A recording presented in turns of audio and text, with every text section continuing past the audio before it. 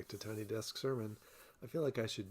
I follow a number of channels on YouTube, and I feel like every time I do this, I'm supposed to say, make sure you hit the subscribe button below and click like. So there, I said it. This coming Sunday is the Lectionary 6, or 6th Sunday after Epiphany. And I'm going to focus on the gospel reading because it's quite interesting to me. Hopefully it will be to you. If you're out there, I'd love to see you comment and let me know you're there and ask any questions. So let's jump right into Luke 6. Jesus came down with the 12 and stood on a level place with a great crowd of his disciples and a great multitude of people from all Judea, Jerusalem, and the coast of Tyre and Sidon.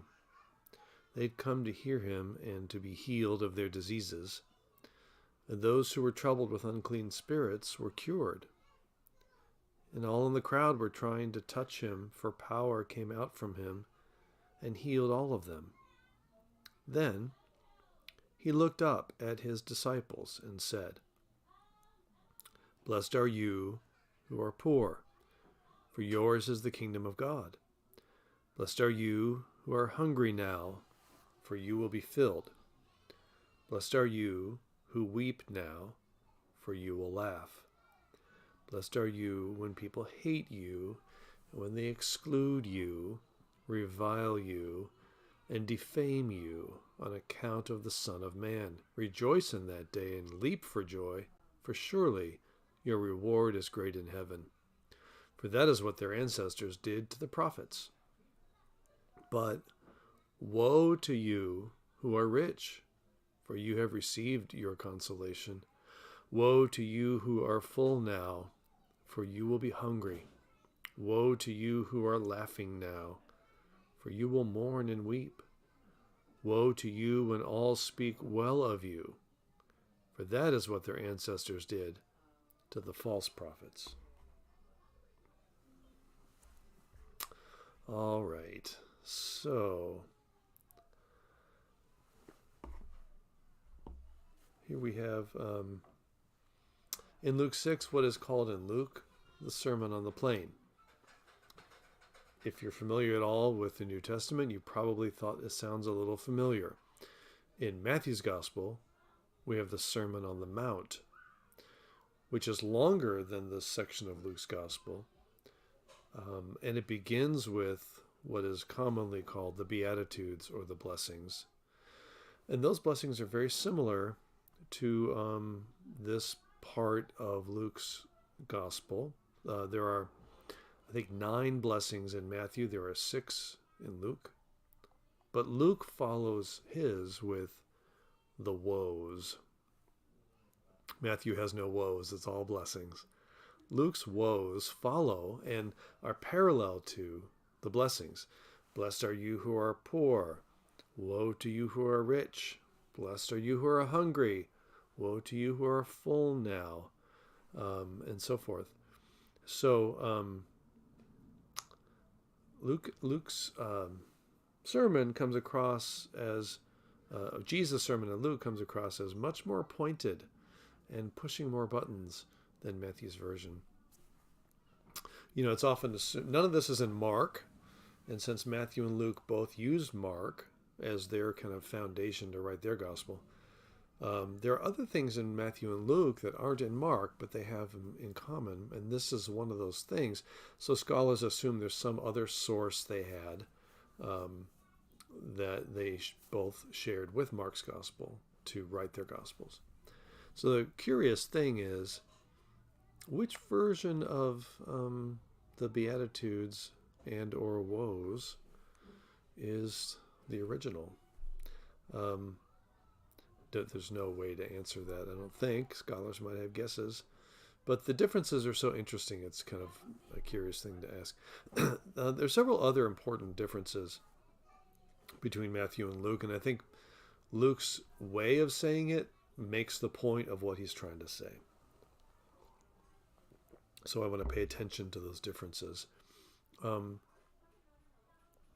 of the more interesting differences is that in Matthew's gospel, Jesus blesses those who are poor in spirit. In Luke's gospel, it's the poor. In Matthew's gospel, it's those who hunger and thirst for righteousness. In Luke's gospel, blessed are the hungry. So what you get in Luke's gospel is a sense of a more immediate economic and social reality that Luke is addressing, and particularly addressing those who are at the bottom of the economic and social reality of the day. Whereas Matthew's can be read as being a little more spiritualized. In Luke, it's very direct. Another really interesting difference is in Matthew, when he pronounces the blessings, when Jesus pronounces the blessings, they are third person. Blessed are those who. In Luke, both the blessings and the woes are in the second person. Blessed are you who are hungry now. Woe to you who are full now. And I think that difference is important for understanding what Luke is doing here. I'm going to say one more thing before I go into that. An interesting difference is how Jesus starts his sermon. In Matthew, it says basically he opened up his mouth and spoke. In Luke, it says, then he looked up at his disciples. The Greek there is about Jesus' raised his eyes to see them. And I think that this image of Jesus is seeing the people in front of him is really important for understanding this text. You know how we say, as my subtitle today is, how we say, I see you. In other words, I recognize what you're going through. You are not invisible to me, and I care about what's happening to you. I think Jesus is seeing the people in front of him. When it says disciples, by the way, you've got this distinction that's going on now between the 12 who are called apostles, or the ones who are sent out, and the disciples are the students of Jesus. Anybody is a disciple of Jesus. The apostles are more of the leadership. This is to the disciples, the whole crowd on the plain. And he looks at them and says, blessed are you people in front of me who are poor, for yours is the kingdom of God. And then to come back and say, woe to you people right in front of me who are rich, for you have received your consolation. So this you language and this combining of blessings and woes, I think, is really essential to hearing what's going on in this text in Luke's version of it. I'll say one more thing about context, and then I'll say kind of where I think this is going for me. What Jesus says here in this sermon is that by this point in Luke's gospel, no surprise whatsoever.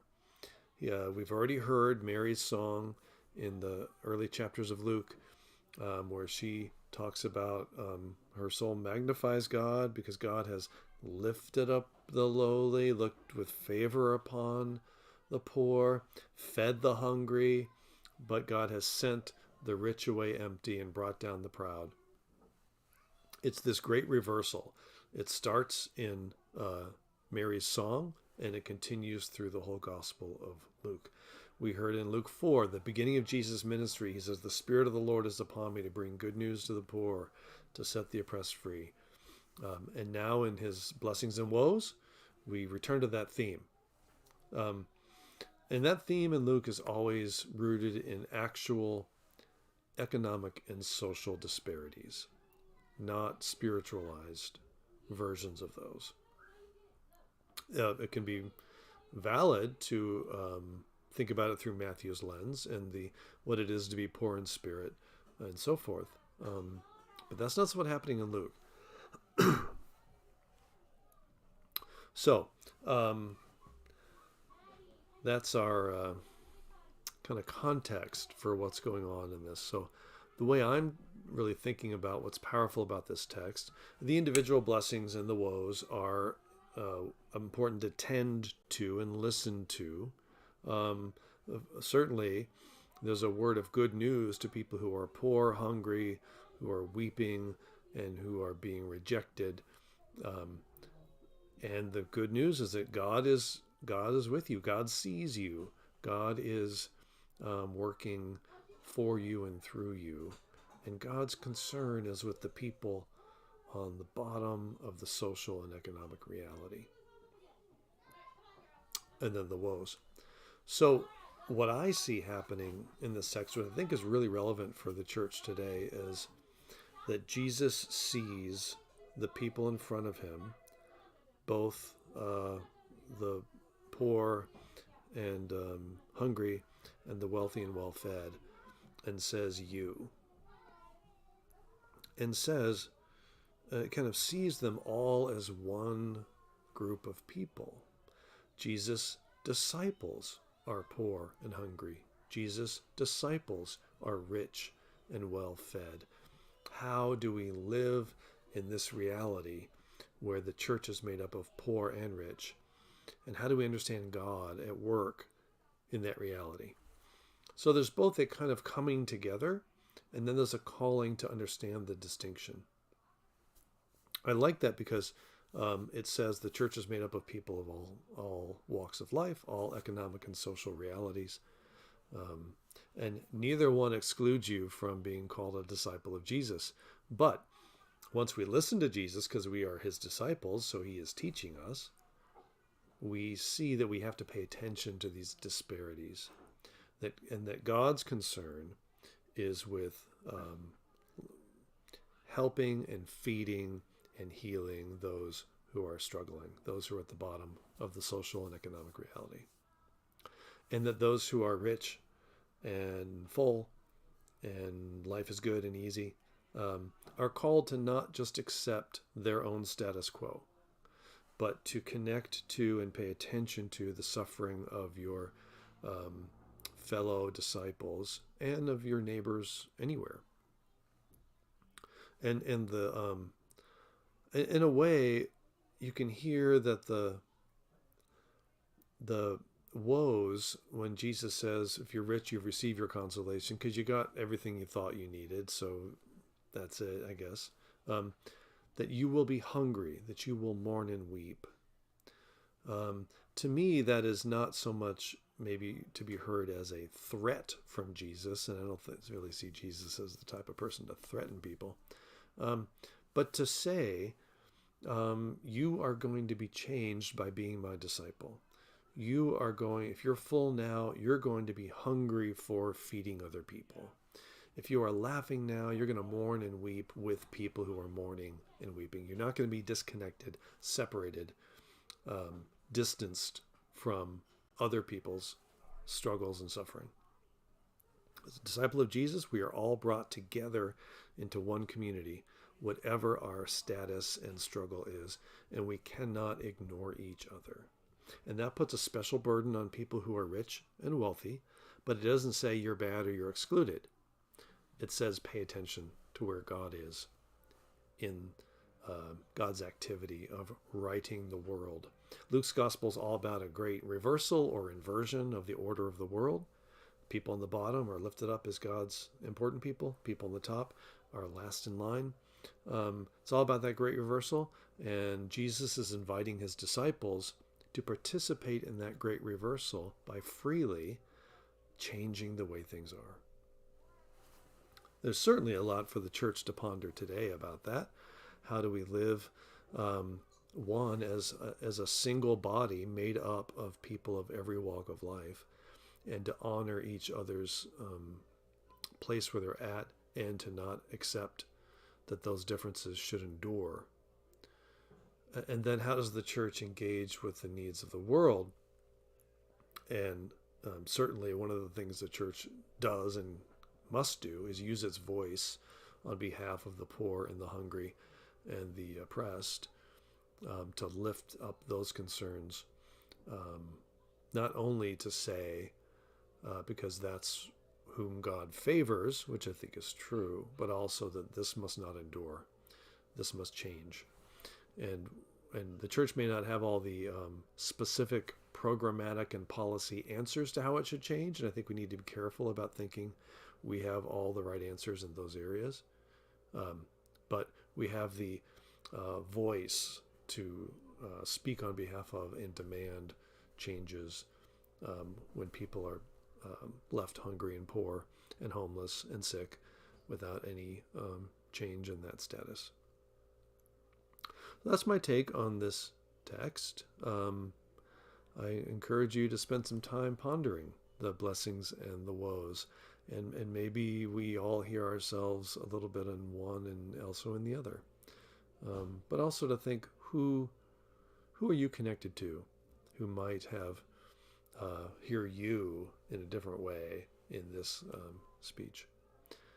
And then I think let's just celebrate that when Jesus speaks to us all, he speaks to us as one single body and unites us through his calling of us and through his grace that accepts us wherever we are. Thank you so much for joining me. We will have our normal Sunday worship, both in person and live stream at 10 o'clock. This Thursday, or tomorrow, I guess, I continue my adult forum on Carl Jung and Christian spirituality. We do that on Zoom. So you can get that Zoom link from our weekly emails, or you can request it from us. We don't post it online. Appreciate you joining me. Hope to see you again sometime soon.